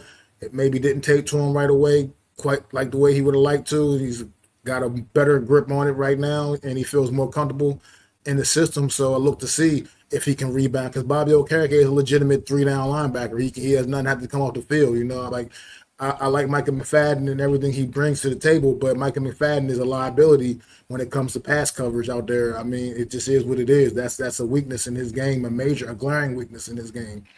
So what he brings as a run stopper and sometimes getting to the quarterback as well, he does have a weakness when it comes to that pass coverage. Where Bobby Okereke definitely can hold his own back there, man. So I just look. I'm looking to see the big things with this defense, man, and I expect it to be as good as advertised. Honestly, I do. I mean, I feel like even in the secondary, I think Tyler Nubin is going to be poised to have a very big sophomore campaign. I think that young man put together an underrated, really good season a season ago. I think people not giving him enough credit, leading all rookies in tackles up to the point where he got injured and still maintained that up until pretty much like the last week of the season before he was finally overtaken. So just bringing in Javon Holland, a guy that can now maybe allow Tyler Nubin to play a little more center field, and hopefully that can lead to some more turnovers because that's where I'm talking. What this defense needs to be able to do this year. It needs to be able to turn that football over and get that ball back for their offense, which I think will be a much more competent offensive unit this season. Look, the interceptions last year they end up with like maybe 5 or 6 on the whole damn season. It was individual players that had more than that around the league. So that's just not good enough for a team, for a defensive unit. And they got to figure out a way to get to be a little more opportunistic and get their hands on those footballs a little bit more. That's my one thing with this defense. I'll be looking forward to keeping an eye on it is if they can turn that football over a lot more than what they have. But I feel like the pass rush to me it's just destined for greatness as long as everybody stays healthy across that line. Things you'll be able to do, the packages you'll be able to roll out there. I mean, Abdul Carter, yeah, he's a rookie and has to prove it at this level. But I feel good about this kid and then like Kayvon Thibodeau and Brian Burns, Dexter Lawrence in the mix. Darius Alexander can get after it on the interior too. And I don't really see what's stopping Darius Alexander from winning that other starting defensive tackle spot right next to Dexter Lawrence week 1. I just don't see what's stopping that. Do you think Nacho is a better player? I don't think Nacho's a better player than Darius Alexander right now at this point. His name is Nacho. I just don't see it. So I think this defense has potential to do some really special things, man. As far as the offense goes. I just want to touch on one thing you said on defensively. The coaching is what I'm worried about defensively because this guy doesn't blitz a lot. He uses his front four to get home, right? And if you have a guy like Abdul Carter out there, I don't want to see his hand in the dirt. I want to see him up like Parsons running around and, being a wild man out there. This guy isn't known, Shane Bowen, to blitz, and now you gave a guy who doesn't really know how to handle a gun, one of the biggest ones in the closet, and you're saying, hey, shoot this kid, like this is what you're doing, right? Like last year he didn't have, like when you look at his Titans defense, he had Harold Landry and he had guys like that, but he didn't really blitz much. So let's hope that he can utilize some of these defensive players to help disrupt the passer. They had a good pass rush last year, but I need Jane Bowen to step up. I need him to know when it's time to blitz. And I think a lot of the things that we misguide is while he was injured, he had a lot of injuries on the defensive side. He didn't really have that guy that was just like a standout, right? Like Brian Burns is good, but I never was like oh my God, we got a Hall of Fame talent here. I just know that he's a solid player. Do I think he's worth $150 million? I don't, but I also don't know if he's being deployed right. So we'll see what happens, how they utilize Shane Bowen. That's what I'm worried about. Yeah, I mean, I can definitely agree with you on the Shane Bowen point. Shane Bowen does need to be a little bit more aggressive as a defensive play caller, but hopefully, I think he has the pieces now that he can be a little more aggressive. I feel like some of that was just because you got to mask some of your deficiencies as well. They won't be able to. I get Banks can't cover nobody. I'm just well. If Banks can't cover nobody. If Banks can't cover nobody, he won't be on the field, man. I mean, it is what it is. He's on notice now. He's fully on notice. So if he has those same struggles again this season in coverage, he's gonna be watching the game from the bench, from the sideline. I mean, it just is what it is. But let's talk about the offense a little bit. As far as offensively with this football team, sure. I mean, like I said, everybody has their strong opinions about Russell Wilson, and like I said, very much a realist, man. Like I know we're not getting the guy from Seattle. You're not getting that guy. That guy doesn't exist anymore. He doesn't exist anymore. But is he a far more competent quarterback than what we've had here the last 6 years? He absolutely is. He absolutely is, and that's what you got to look at. He's just better at processing. He's a better decision maker. He's definitely not scared to unleash the deep ball. It's just like night and day. I mean, like I said, he came out. Sure, it's practice, but he came out today. Play number one, just a dart to the end zone to Wan'Dale Robinson. I mean, it's night and day, man. Like I said, so I'm not expecting Russell Wilson to just catapult and be a top 10 quarterback again. I'm not crazy. That's not going to happen. Not very likely to happen anyway. But I just want people need to understand that he's an upgrade, and that's going to make a difference on the way this offense functions and the way it moves. I mean, as far as the running game goes, Tyrone Tracy Jr. showed a lot last season, and now he'll be in that role as pretty much the guy with Cam Scatterboo and Devin Singletary, Turbo Miller potentially all the depth pieces there. However they end up falling on the depth chart. I just think this offense is not going to necessarily. I'm not looking at like it's going to be the greatest show on turf, but they're going to be scoring more than 10 points a game at home. I'm expecting that this season for sure. That they'll be scoring more than 10 points a game at home. I mean, if you take that Indianapolis game out and throw that game out, that's all this team averaged at home last year was 10 fucking points a game. 10 points. That's not acceptable. And they have to do better, and I think they will do better. I think this wide receiver group, I think they're potentially a lot better than people think. I mean, everybody obviously knows what Malik Neighbors is, obviously the superstar that Malik Neighbors is. But I think there's untapped potential in Wan'Dale Robinson. Like I said, people can get on him about the drops and everything, but at the same time, let's talk about the terrible passes thrown his way. Give that man an opportunity to pick up some yak. Give him an opportunity to, because I think he's capable. I think that's something he brings to the table that he'd be really, really good at if he could ever get hit in stride ever with a pass. Could ever hit him in stride. I mean, just give him an opportunity, and I think he'll get more of those opportunities this season with more competent quarterback play. Jalen Hyatt could be untapped potential. He has a lot to prove this year. This is definitely a make it or break it season for that young man.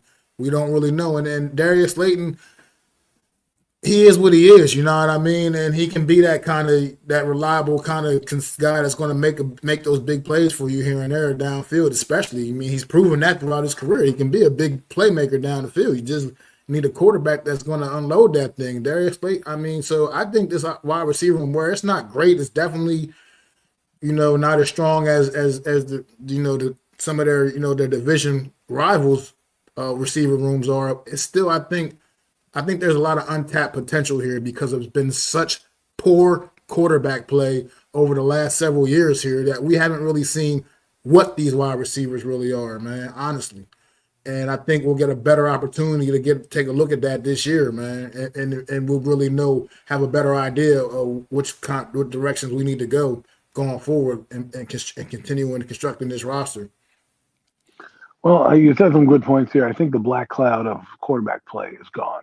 There's a renewed sense of excitement around the team, and it starts with the quarterback, right? Whether you like Russell Wilson or not, I like the guy. I don't expect, like you said, Russell of old. I'm expecting Denver Russell, 26 touchdowns, 3,100 yards, something along those lines. If he plays the full season, that is. There is that caveat where they did draft a kid behind him in Jackson Dart, who I believe is going to play. But let me touch on a few things before I get into that guy. I think what you'll see with the offense is I don't know if they're going to score more than 14 points a game. What I think the offense will look like is what when you saw Tyler, what's the kid, Tyrod Taylor, when he played on the offense, he threw the ball downfield and he manipulated the pocket a little bit. You're going to see that with Russell Wilson. You're going to see a guy who's not going to be afraid to throw the ball downfield, take a check down, run for a first down, competent quarterback play, which we would have had if we had a guy like Tyrod Taylor. This is I wouldn't say he's an upgrade over Tyrod Taylor. I'd say he's right about the same. But if you watch that offense against the Rams that they played, they were throwing the ball downfield to Darius Slayton to the back end. You're going to see that. But Russell Wilson's also got a couple modes. He's got deep, and then he's got the check down. So you'll see a lot of Cam Scatterbo, Tyrone Tracy. You're going to see a lot of drives continue. Whether they continue with a touchdown will be determined on how aggressive Russell Wilson is going to be. Sometimes he does hold the ball a little bit. You know, he's going to hold the ball a little bit long, but that's what he does. And we'll see if the run game can get off the ground, how well he was. In Pittsburgh, he was effective, but he did tail off down the stretch, right? And while Pittsburgh's offense is not that diverse, I don't know what he'll be here. Now, this brings us to the conundrum that we're in. Okay, the Giants, obviously, as you know, drafted a quarterback. So what does that mean? Well, to me, it means this is a throwaway year. I don't care what happens. I think it's going to be exciting to watch this team. There's going to be a lot of more big plays on offense. The offense won't be boring, at least to watch. I don't know if that'll translate into W's, because I don't know if Brian Dable's the play caller that we think he is. His offense has been so bad that we haven't been able to see him and how diverse some of his playbook is, and if those plays work. Remember the flea flicker to the Panthers. The incompetence of the quarterback led us to not being able to know if that play was going to work, because they're breaking to the right and he's still staring at the left. And there's nothing in the left because everyone's broken to the right. So when you do have limited quarterback play, it does hinder you as a play caller. So I'm intrigued to see how Brian Dable does. But with that being said, Jackson Dart. There's been a couple of speculations from podcasts, a few things that were said that, one, they're lukewarm about the guy, some in the building, and he may need some development and all this other stuff. And I'm looking at it like this. A friend of mine of the show, Chris Bucco, if you guys know him, he mentioned something. We had a discussion about this. What do we think? Should we start the kid? And I think if the season goes badly to start, you're 1-3, start the kid. Because he said this: if he's bad next year and you know you have nothing with him, you'll be in a position to draft a quarterback next year and the regime will be fired anyways. And let's be honest, if the Giants don't get out the gate early, right? They play two divisional opponents right out the gate, and then they play two of the biggest teams in the AFC West in Kansas City and LA. It's going to be a tough 4 games. If they don't have a 500 record, you got to start to think about this kid and when you're going to put him in. Because at the end of the day, we can't always say, well, let's do the Patrick Mahomes thing. People forget that Patrick Mahomes, that team was a playoff team. Okay? They were a playoff team prior to Patrick Mahomes getting there. People forget they were 23rd in the draft and like traded up to get their guy or whatever they were. I don't remember how high they were, but they had to trade up to get Patrick Mahomes. Right? So they were a playoff team. Then they went to the playoffs with Alex Smith. So they knew what they had in Smith, and then they got some trade bait for him. Right? The Giants are not necessarily in that same situation.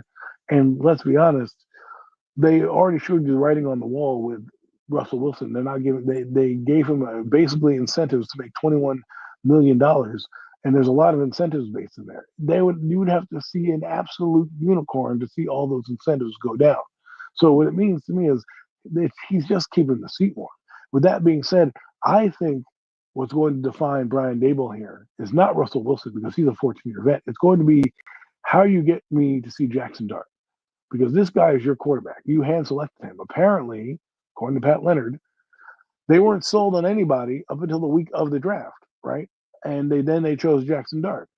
So, they liked Dart obviously in their findings, but they were trying to get Cam Ward in this system, and in the last minute they're picking Dart. I don't want you to hear any of these rumors or believe them. They are tied to the hip at Jackson Dart. They chose him. If they didn't have conviction in the guy and they didn't like him, then they shouldn't have chosen. You don't choose him for a guy who's on the hot seat. Okay? You don't say, all right, I'm gonna tie my ship to Jackson Dart and be lukewarm. You either have to be on board, right? So they're gonna live and die with it. I don't want to see the different timetables or different timelines. No. But this season to me is mainly about building this kid up and seeing what we have in him. Even if we're winning games, what purpose does it serve outside of, you see Russell Wilson in there, great, you'll make the playoffs, you keep your job, but then what's thrusting him in here? You put him a year behind the 8 ball. Like it's not like Minnesota. Minnesota lucked out with Sam Darnold. They were going tooth and nail with JJ McCarthy. It was neck and neck for that job, right? It was a competitive job. The job was open. You didn't have to worry about it. Now, obviously, JJ McCarthy got injured, and Sam Darnold went off to have a good game and a good. That team went to 14-2. I don't know if that's going to happen here. And so for me, if the season is going bad, or even Russell's playing average, I got to see the kid. I got to know what I've got in this kid before 2026, because the fate of Brian Daboll is in that kid's hands. You can't just say, let's say they have a bad season, go 7-10, and ride out with Russell Wilson the entire way. I don't want to hear that. I don't want to see that. Right? If this team's 1-5, 2-4, or anything under 500 by the time they hit 8 games, right? 3-5 down the stretch. Don't tell me you're gonna now all of a sudden miraculously play to make the playoffs. Understand where you're at, and let me see the young kid, because getting him experience in a season that might be a throwaway. Look what happened to Jalen Hurts. He got 6 games at the end of the year. Had a 300-yard game against the Cowboys. You know, and so I don't want to just not see him because we're trying to quote unquote win. If this team is faltering a little bit, don't hesitate to pull the trigger, Brian Daboll, because your fate lies in the hands of that kid, not in the hands of Russell Wilson. I mean, look, I agree. And this is I left this comment up here because I agree 1,000%. I mean, this is where it's at with Jackson Dart. I don't think the Giants really have luxury of sitting Dart. The quarterback class 26 is way too strong at the position to slow play this. Yeah, absolutely.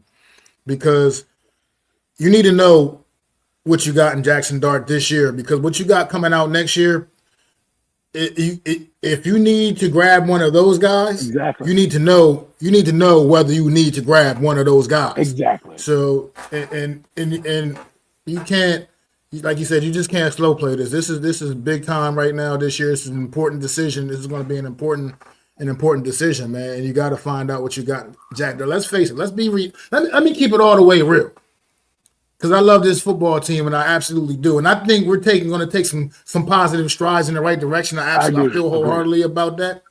But let's face it, I do not think we're going to be a really good football team. I still believe we're going to have our struggles, and it's still going to be a rough year. So you need to get Jackson Dart out there. You need to find out what you got, and you need to know if he's the answer going forward, and you can continue to build around him in the next upcoming draft, or do you need to move on and already, bring somebody else in that's going to be the future. You're making my point even bigger, right? Because, like D'Ela says, there is a decent quarterback class right now that we think comes out. We don't know who's going to do what, but remember, they were interested in Drew Aller and a few other guys. Nussmeier's out there, who's definitely going to come out. Arch Manning, there's speculation. Who knows what he does, right? If he has a big year, they win the national title. But you need to see this kid. You can't wait till 2026 and then, try to sign a 37-year-old Russell Wilson and then miss out on the quarterback class and then not know, right? It would be stupid and foolish, because this regime may not be here next year. So we need to know if this kid is going to be able to survive that, right? And if he can, like I said, Brian Daboll's fate to me doesn't ride on Russell Wilson. It rides on Jackson Dart. If he gets that kid, that's what it's got to be. And I heard that he got like 1 rep with the first team. Somebody said it best last year. Somebody gave, I don't know who it was, but they gave Drake May in the Patriots 30% of the reps during the training camp and regular season, because they knew it was going to be him. I want to see that. Let me see that. I know he threw a pick 6, but he's not going to get better just sitting on the bench, collecting notes from fucking Wilson. He's going to get better by playing. He's going to get better by building a camaraderie and a presence, and we got to find out if he can play. You'll know. He could have a bad season, and you can say, okay, this guy has got some potential, right? I'm not saying the guy needs to go out, but Drake May, are the Patriots worried about Drake May? Like, are they confident they have a decent quarterback? They're confident, like that he had a solid rookie year, and that they're like, all right, let's see what we got in him now. Caleb Williams, right? They're over there with Ben Johnson. They know what they have in the kid. Now, obviously Jaden Daniels. Look at Bo Nix, Michael Penix Jr. Michael Penix Jr. played far less than any one of the quarterbacks, and Atlanta is riding with it. But look what they did. They have a backup quarterback, a veteran, that if shit hits the fan or they get injured, they can turn to the vet and Kirk Cousins and say, hey, let's go, right? The Giants could do the same thing. You could start the kid if you want down the stretch and say, hey, Lean on Russell. He can help you see things that you may not be able to see as a quarterback coach. Because I'm not saying Russell Wilson's great, but I know what Russell Wilson is, right? I'm glad they don't have a quarterback in Daniel Jones, which means we'll be a little bit more competent. How much more, I don't know. But at the end of the day, if like Nomad said, if we don't get out the gate fast in week one and beat one of these two teams who are playing in their building, who've had success against us. Both the Cowboys and the Commanders have beaten us back to back years. Dak Prescott hasn't lost a damn football game to this team since he's been the starting quarterback of the Giants. Okay, there is a renewed sense of urgency down in Washington. They open up with a team in the Giants who they think is 3-13, who had a 3-13 year. They're coming in. They're looking for blood. Okay, we can't sit here and say that if the Giants, are fucking 1-3, that I want to see Russell Wilson. At that point, you got to really make a decision and say, look, because I don't think they're beating Kansas City, and they're going to have a tough out with the Chargers. So the two games that we have, and everyone told me last year was going to be a toss up, are division opponents, and you never know what's going to happen. And if we end up out the gate not 2-2, and we don't have much of a season, or we're still like fighting, but we're losing games by close margins because of a fumble here or there, I can't just justify sitting there and letting the kid rot, right? I need to find out, especially the quarterback class that we deem is going to be better, that everyone was kicking the can down the road for, right? We need to be able to find out if we need to draft a quarterback next year, because I think they're going to draft one anyways, because the class is going to be that deep. But whether it's going to be, do I draft one in the first and second round, or am I drafting a guy like Kyle McCord to develop behind Jameis Winston and Jackson Dart? Look, man, it's a fair point, dealer, man. I'm not mad at you. I don't think it was extreme at all. I mean, you got this. What comment? He's talking about this comment here. It's the NFL, man. I mean, you gotta step. Guys got to be ready, man. This is the big leagues. You know what I mean? It's a step up in class, big time. So, well, it's more about when we have to look at here, and Jackson Dart, sorry to cut you off, is what we had with Daniel Jones was a fucking shitstorm. The guy was mentally a wreck. Physically, he had injuries as well, and he was dumb processor. But he wasn't made for the starting lineup. What I need to see out of Jackson Dart is I don't need to see, a Baker Mayfield season. I need to see like a Drake May. Are you getting it? Are you making the right plays? Are you getting the team in and out of the huddle? Are you throwing the ball and making decent decisions downfield, right? Because essentially you're 25th player taken in the draft, your first round pick. I don't need you to win me games right now. I need you to understand the speed. Like he said in his interview, I tried to force the ball. The NFL's a lot faster than I anticipated, right? And the guy injured him, and it was a pick six. And not injured him, undercut the ball, and it was a pick six. Those are the learning things I need to see. But I don't need him to go out and have a killer season. I need to go out and say 22. Because if I go into, let me ask you this, Mac. If you go into next year in 2026 with not seeing Jackson Dart, how much confidence are you going to have in him? I mean, with the talent that's coming out, I'm not sure how much confidence you could have in him. Like I said, because some of the talent that's coming out may be too good to pass up on, and then you don't even know. And then maybe you had the guy all the time, and you don't even really realize it. And then it can be a mess. Or you have it could end up. It could end up. It could just end up being a mess. They need to figure out. They need to figure out what they got. They need to know what they have in Jackson Dart this season. At some point, they need to figure it out. Because, like I said, the reality is, I don't expect it to be a good year. I expect it to be a progressive year, but not a good year. Right. So I expect it to be more Brian Dable's second year with the 6-10 season, with Tyrod Taylor and that shit. I think it's going to be like that. We're going to see a lot of big plays, but you're also going to see the offense struggle at times against better defenses, with the lack of personnel, with the lack of, like, Russell Wilson's not great. He's going to hold the ball, right? He's just better than what we got, and what we got was shit. When you go from shit to not shit, you know what I mean? You're like, oh, this not shit is better than shit. You know what I'm saying? But it's still shit. You know what I mean? It's not much better than what you got, but it's better than. It's like, oh, okay, great. It's like when you get a car, right? You got a shitty car, right? But now you got this rental, and it's not great. It's not a car. It's not the car of your dreams, but it'll do, right? It'll do. Right now, we have a quarterback room that'll do. It was better than the jalopy that we were riding around in last year, where the wheels were falling off. We had donuts all over the fucking 3 out of 4 tires were donuts. We had busted windows and brakes didn't work. Like, we got a full running car this time. And how good it will be will depend on Brian Dable and how the offense comes out. But at the end of the day, for me, I don't care what the season result is, playoffs or not. I need to see Jackson Dart in the game because the future is not Russell Wilson. The future is Jackson Dart. And like we said, the darker it gets early, the bigger the crows will be.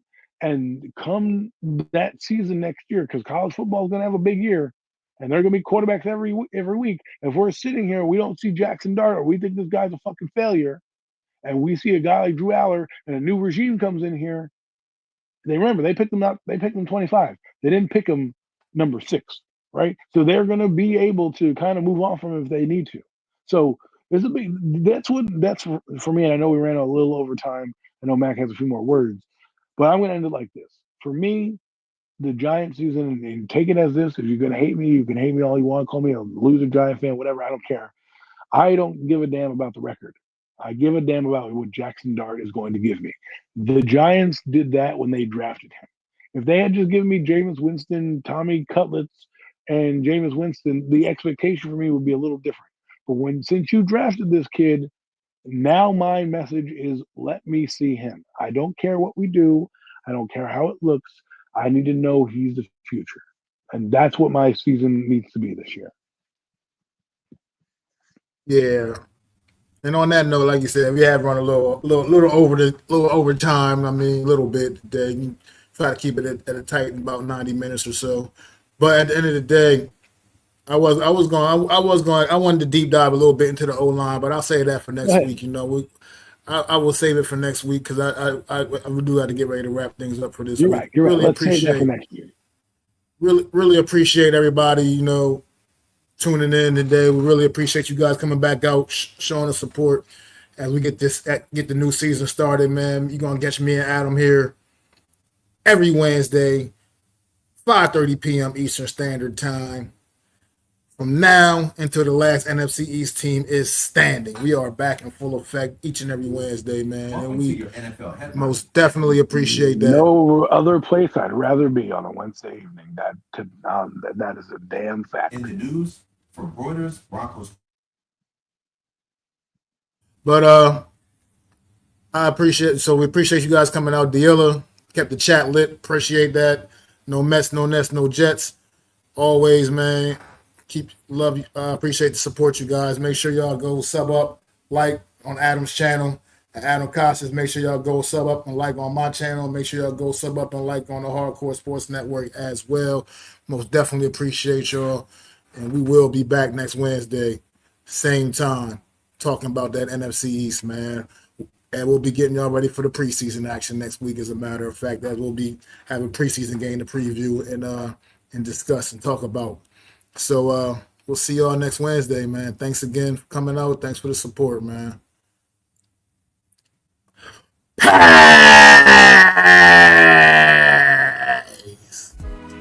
I'd like to thank you all for listening. If you was feeling this, please take time to subscribe and smack them likes. Feel free to drop a comment. Let me know what you think. Don't forget to ring that bell so you know when I'm dropping new content.